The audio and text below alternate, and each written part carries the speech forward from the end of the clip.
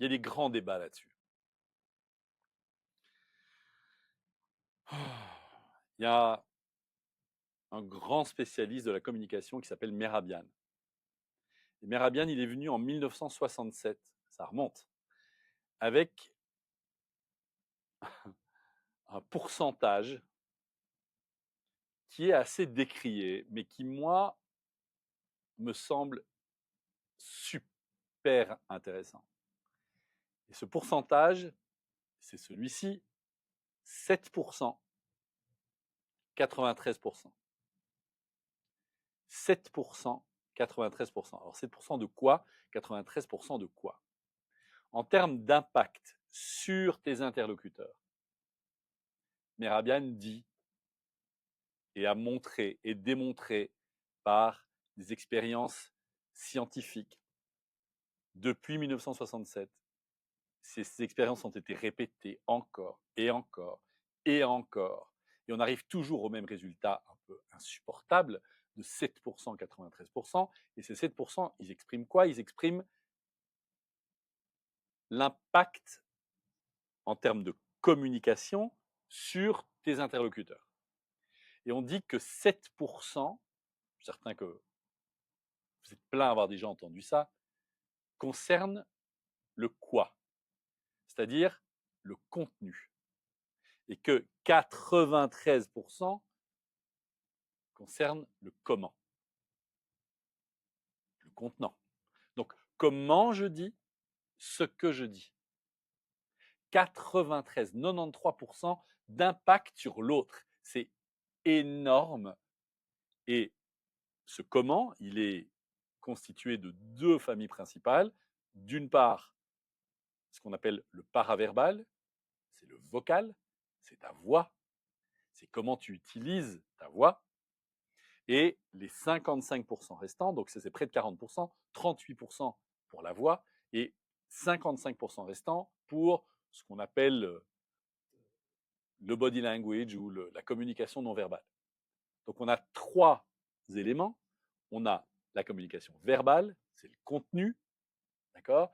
Il y a la communication paraverbale, c'est la voix, et puis il y a 55% de communication non verbale, c'est le corps, c'est le body language, c'est l'expression du visage, c'est la gestuelle, c'est la manière dont je me tiens, c'est ma posture, c'est ma tenue vestimentaire, c'est ma coupe de cheveux, des cheveux, pas de cheveux, euh, une barbe, pas de barbe, du vernis à ongles, du maquillage, les couleurs que je porte. Est-ce que je porte des couleurs pâles? Est-ce que je porte des couleurs saturées? Est-ce que la couleur de ma peau, mon genre, tout ça, défini ou indéfini, tout ça, en fait, exprime quelque chose au-delà des mots que je dis. D'accord? Et tout ça est important. Tout ça est très important. Et comme on est dans une société, dans les métiers intellectuels, qui a, qui a mis en avant, tellement en avant, le contenu. Je donne juste un exemple. Avant de prendre la parole, quasi tout le monde pense oh, qu'est-ce que je vais dire? Qu'est-ce que je vais dire? Qu'est-ce que je dis? C'est quoi le début? C'est quoi ma première phrase? Tout ça, c'est le contenu. Alors qu'en fait, il est temps, il est plus que temps de commencer à s'obséder par le comment je dis ce que je dis, parce qu'il n'y a qu'à ce moment-là, dans ces premiers instants, ce fameux effet de primauté, que je vais pouvoir créer l'impact nécessaire avec le non-verbal, d'accord, pour donner envie à l'autre d'écouter mon contenu. Donc c'est pas que le contenu n'est pas important, c'est que il y a des éléments à mettre en place qui parlent beaucoup plus fort que ton contenu au départ. Tellement de gens sont obsédés par le contenu et tellement pas par comment je vais le délivrer. Et alors, les grands spécialistes de la rhétorique et de l'argumentation disent évidemment contre ce truc en disant mais c'est une foutaise, il n'y a que le contenu qui est important. Évidemment, en se disant que si tu n'as pas de contenu, mais que tu gigotes bien, que tu fais bien la danse du ventre et que tu es impactant, alors ça va passer. Non, non, c'est pas du tout ce qu'on dit. Ce qu'on dit, c'est que afin que ton contenu soit audible, soit recevable et soit impactant, il est plus que temps que tu commences à travailler sur la conscience de ton corps, la conscience de ta voix, la conscience de comment tu te tiens, la conscience de comment tu regardes tes interlocuteurs, la conscience de comment tu bouges, la conscience de ce qui émane de toi. Tu vois, je n'oublierai jamais ce truc qui m'est arrivé. Je travaillais pour une éminente institution dont je tairai le nom, mais voilà c'est le pot de Nouvel An. Et il y a le grand chef qui réunit, je pense que c'était 500 de ses collaborateurs dans la salle pour lever le verre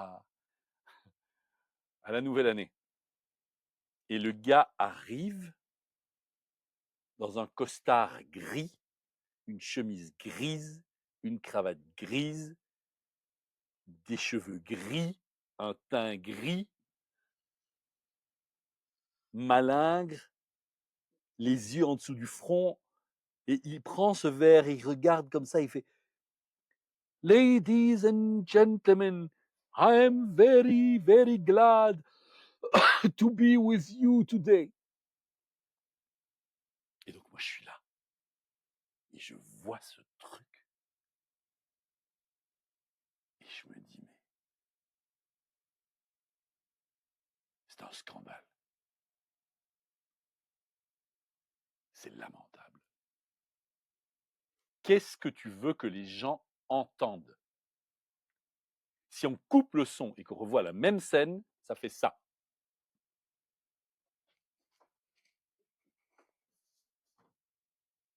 Alors que les mots, c'est je voudrais vous souhaiter la bienvenue pour cette nouvelle année. Et levez mon verre à votre santé et à votre bonheur. On entend quoi? On entend ça? Je voudrais lever mon verre à ta santé et à ton bonheur? Bah non, impossible. Impossible. Le corps raconte une histoire. La voix raconte une histoire. Et elle raconte l'histoire, elle, la voix et le corps, ils racontent une histoire ensemble beaucoup plus fort que l'histoire que tu racontes avec tes mots. Donc, tu as besoin que ton corps et que ta voix soient là, en soutien de ce que tu racontes. Sinon, ça passe pas.